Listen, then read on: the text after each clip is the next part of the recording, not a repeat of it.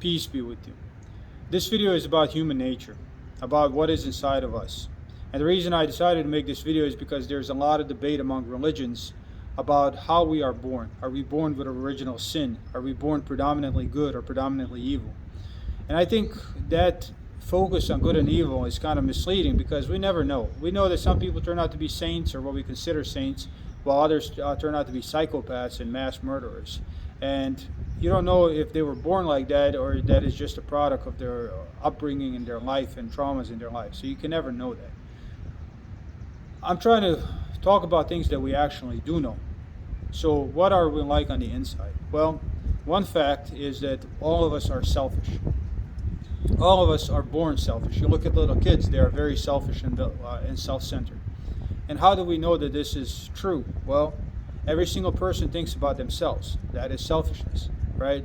We think about what we're going to wear, where we're going to go, who are we going to date, who we're going to marry, what kind of food we like. All of that is selfishness. We have to be self-centered by nature. So we know that for a fact. We are selfish. And that is a fact of life. All of us are like that. So then God wants us to temper that, right? Without tempering that behavior, if it becomes like an OCD or an obsession or even an addiction, which is, addiction is just you're addicted to it doesn't have to be just a drug. You can be addicted to a behavior or a pattern of thinking. It can become toxic. So a very selfish person is a very toxic person and a very destructive person, not only to others around them, but to themselves as well.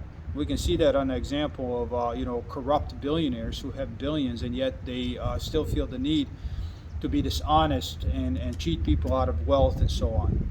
So all of us are selfish and God wants us to temper that.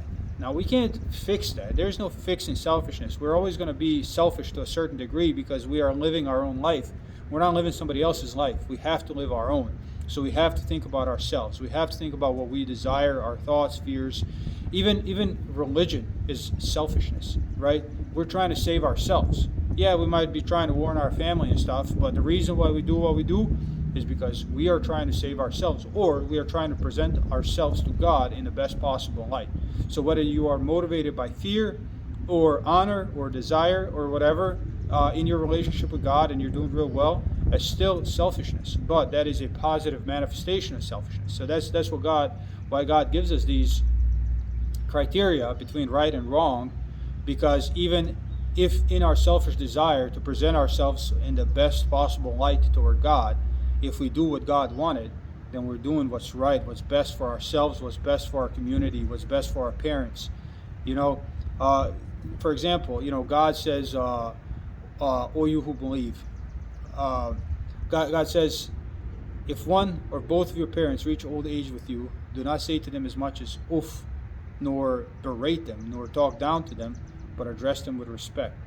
Now, if your parents are Muslims and you are a Muslim, just by that one action alone of obedience to God through selfishness, you are actually being very unselfish and you are returning to the people that you owe the most to what you owe them, which is just respect. That's all you owe them. You owe them respect. So it's a positive thing. So we have to understand this. We have to understand that we're selfish and why we have to obey God. Because if we leave selfishness unchecked and then we let it manifest itself at its full potential of negativity, we become liars, we become very self-centered, we become very corrupt people, and we become very terrible people. So that's one thing. All of us are very selfish. Now, that selfishness manifests itself through other, what we call sins, like for example, greed. All of us are greedy.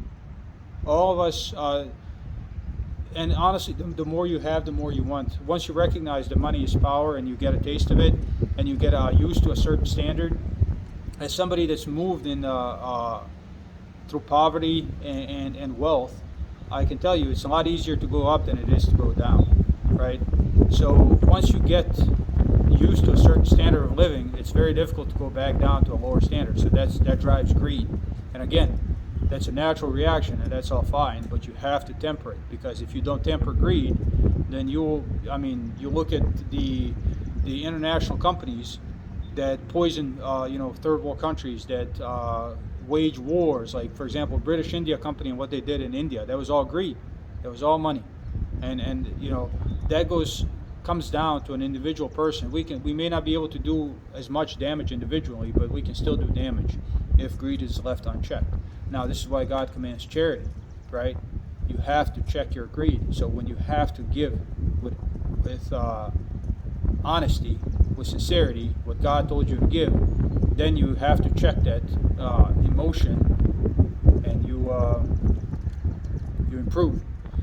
All of this, I'll name just these two for the sake of brevity, but there are other self-centeredness, lust. All of them trace back to selfishness, and all of them have to be tempered by obeying God, by following these commandments. So each commandment of God is kind of tailored to combating or tempering these offshoots of selfishness. Like, for example, lust. God tells us that we cannot just go and sleep around, that we have to lower our gaze, that we have to control our desire. But at the same time, you can, when you get married, you can be as lustful as you want with your spouse. So none of these things are to be. You can't make them disappear. They're a part of life. This is how we live. This is how we are created. But God wants us to temper them. And this is best example I can think of to relate to this is addiction, right? How destructive would addiction be if, let's say you were like a heroin addict, right? But you temper it to where you maybe use heroin 3 or 4 times a year, and you do it under supervision, to where people have Narcan readily available around you, to where you can survive. How destructive would it be to your life? It's still not good, but it is not destructive. Or how about if you have a glass of wine every so often, and you just leave it in one glass, and you don't get intoxicated, you just you are able to temper it. It's still not the optimal condition, but if you control it, then you don't injure yourself and you don't injure anybody else. This is the same thing. These qualities are necessary for survival, but this is why we need programming from God. We need to temper them, and this is why we have to do what God said. Otherwise, they run away, and instead of being somebody that drinks a glass of wine, every few months, you become an alcoholic that's drunk every day, that's cirrhotic, that's drunk with your whatever desire you have, whatever selfishness you have, whatever arrogance you have, and then we become terrible people who are destined to hell, people who would destroy heaven if they were allowed to enter. So that is our nature, and that is why we need God, because of this selfishness, because we are so biased toward ourselves, we can't even recognize the problem. So we just have to fix it on faith, because nobody thinks that they're evil. At my worst, I didn't think I was evil. Nobody thinks that they're evil. Everybody justifies themselves and seeks justification. So when you're surrounded by bad people and they justify you, this is why you're going to continue to be around them, because they justify you. And we all seek justification. We all seek victimhood, because that is true power. So when we justify ourselves, we fail. We have to accept the fact that we are selfish and start from there, and then really try to do unto others as we would have them do unto ourselves. Because of this bias, we can't see. And just one last example. If you yell at your boss, if you yell at your subordinate, if you're the boss and you yell at them, you're yelling at them because they deserved it. In your mind, they deserved it, otherwise you wouldn't be yelling at them. But when your boss is repeatedly yelling at you, it's not because you deserved it and because you're not doing your job right, it's because your boss is a jerk. And this is how we perceive life in general, all of it. And this is why we have to obey God on faith. So what God said in the Quran, these moral commandments, they're necessary in order to temper our tools that we were given, which help us survive. And selfishness is a major tool, because that's really what drives us. So that's it.